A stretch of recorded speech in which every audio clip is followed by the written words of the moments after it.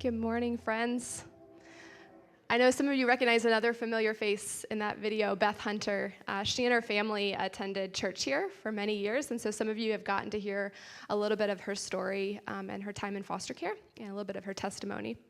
Like Pastor said, I also attended Belleville First Church for a good long portion of my life, a good portion of my childhood. I was very active in the teen group here, which really set me on a different path than I would have gone without the teen group, and landed at Olivet Nazarene University, and it was there that God really called me into a ministry.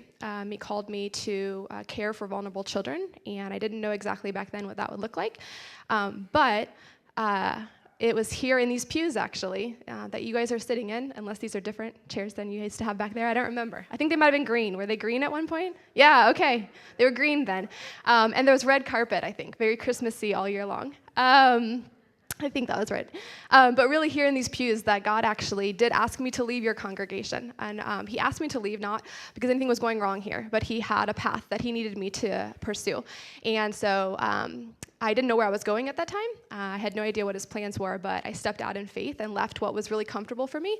And it was in the coming years at the church that God planted me in then that he began this ministry that you see in the video in St. Clair County. And so it's always a privilege to come back with you guys because I think it's a gift that God gave me, that you guys would become one of my first partner churches and that you would support the ministry and kind of bring me back full circle to part of my story. As you guys saw in the video, the Restore Network is a partnership of churches. So we are active in 4 counties in Illinois, and we are a partnership of 28 churches at this time, all working together. And so in St. Clair County, we started this about 3 years ago. And so as of this year, so far, 1 in every 5 kids that comes into foster care in St. Clair County has been placed into one of my homes that I have recruited, trained, and supported. 1 in 5 may not sound like that much, but 3 years ago it was 0 in 5. So 20% of our kids being cared for and equipped by the church is really beautiful. And I have high hopes and obviously trust that God is going to deeply increase that number in the years to come as well. That means that there are over 400 kiddos still in St. Clair County that need homes in our churches and in our families. And so we pray that God will continue to increase our capacity. This past year, in 2018, we actually launched in another county in southern Illinois, in the Marion area. So we know that God is positioning the church to be able to serve even more kids in the years to come. Every time I come and talk with you guys, I want to just thank you. Like I said, you guys were my very first partner church. You have been serving kids in foster care for 2 years, and you guys have really done some cool things alongside us in that time frame. So many of you came to our fundraising banquet that we have every spring and gave generously of your finances to see this ministry continue. You guys collected school supplies in August for our back-to-school bash, and like Trisha shared, you guys have equipped us with the gift cards that we give our foster families every Christmas party. Speaking of Christmas party, December 10th, if you're interested in volunteering, it's a Monday night here in Belleville. We will have our next Christmas party, so you can talk with us afterwards if you're interested in joining us for that day. Several of you are part of my support teams, so some of you have come and provided childcare at my trainings where I teach foster parents and equip them to be able to raise the kids in their care. Some of you have provided meals to a new family after they get a placement so that they can focus on that kiddo and not really worry about dinner time. And some of you have participated in our parties and events. And so I just want to say thank you guys, because as you can see, this work is done through the church, and you are the church. And so we are grateful to have you with us. I also always want to just give a shout out for Trisha Parks, because she is my girl. She serves on the board at Restore Network. She is also part of my leadership team, and she kind of is a liaison between your congregation and myself. So she always serves in many, many ways. So I just always want to thank her for what she has done as well. What I love about the ministry is that it is made up of churches, and each church is unique, right? Each church has gifts, each church has resources, and each individual person in that church is also unique. We each have skills, we each have resources, we each have things that God has given us that he hasn't given the person that's sitting next to you. And so I think that there's different seasons of life, and we can sometimes feel like, what do I have to give during this season of life? But I'm convinced that God can use you exactly where you are today, regardless of the season of life you find yourself in, to serve one another and to serve children in our community. When God called me to become a foster parent years ago, I was young, I was single, I was unemployed. So nothing on paper about that situation would have said, oh yeah, you should start taking in children into your home. My father definitely told me that repeatedly, right? Not the season, Ashlie, to do this crazy thing that you think God is asking you to do, but God, right? God comes in times that don't make sense, and he asks us to do really big things during times that don't make sense. So I really sincerely believe that he has plans for you and for your gifts and for your talents and for the season of life that you find yourself in. This month at the Restore Network, we are starting a giving campaign, kind of a year-end financial giving campaign, and we're tying it into Giving Tuesday, which is kind of a global effort of nonprofits and other organizations to kind of make awareness about what they do, and they tie it into sort of the Black Friday shopping, and so it's the Tuesday after the Black Friday shopping if you participate in that. And so when we were planning that campaign, and we were kind of talking about why do we do what we do? Why does this matter? What are we asking people to really engage in with us? And we came up with the phrase, we give because we know. At the Restore Network, we know. We know these children. We know their stories. We know some of what they need to heal. And we know, because we have the privilege of seeing it every day, of what the church can do for these kids when we all work together. Trisha knows this.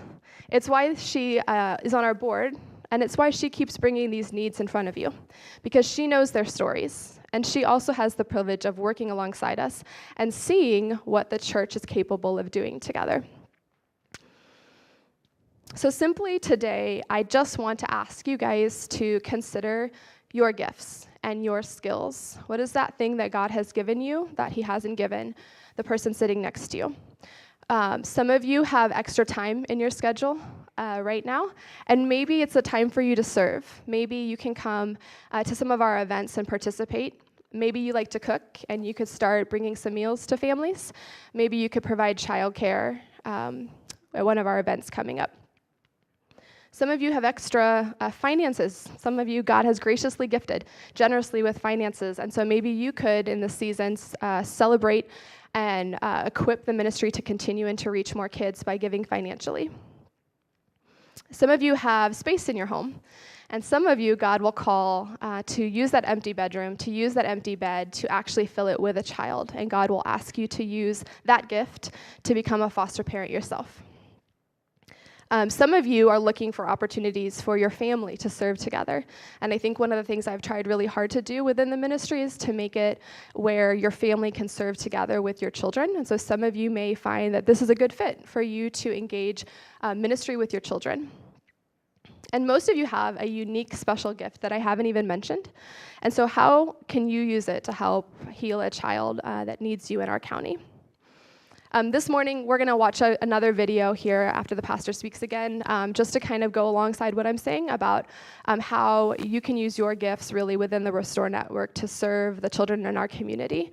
And so we'll play that, I think, in just a moment. But I just want to mention a couple of more things. Like I said, the Christmas party is coming up, and so if you want to serve, you can talk with me as well. I also have opportunities to serve on all of our support teams, which I can tell you more about when we're in the lobby, as well as if any of you are interested in opening your home and taking care of kids now or in the future, I'd be happy to speak with you about what that could actually look like. So I just want to thank you again for having me. It's always a pleasure to come back and to talk with you guys, and I always look forward to seeing most of your faces that I have known since I was a lot younger. So thank you guys so much.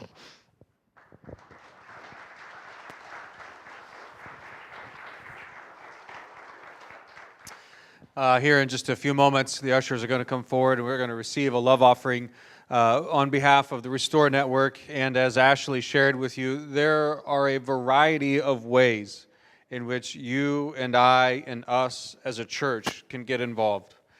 Scripture is filled with the commands of our Father to love and to care for the vulnerable. And as a church, what I love about who we are is that we do that in a variety of ways. And so I want to continue to encourage you as your pastor to partner with the Restore Network. We also help with the Good Samaritan ministries. And there are other ways in which we partner to help fulfill the mission of God here in the Metro East. If you're not prepared to give this morning, I'm sure you can see Ashlie afterwards and make arrangements for that. You can write us a check for next week, and we'll make sure that goes to Ashlie. And like Ashlie said, some of you, God may be tugging at your heartstrings. You may have that extra bed or that extra bedroom. For some, I want to encourage you. A number of us went last year to the Christmas party, and it's a blast. And that's a great way to get involved. Some, you have some babysitting skills that Ashlie could use and Restore Network could use for their training events. Whatever it is, I want to encourage you to prayerfully consider what God is asking each of us to do. As the ushers come forward, I want to say a prayer and thank you to Ashlie for coming and sharing with us. The encouraging news is that no matter where we are in life, God continues to bring our paths and our journeys together. And it's exciting to see and to know that you as a congregation have played a significant part in Ashlie's life. And so the things that we do on a weekly basis, they matter, and they have implications for our futures. So let me pray, and then after the prayer, we have another short little video that we want to show to you this morning.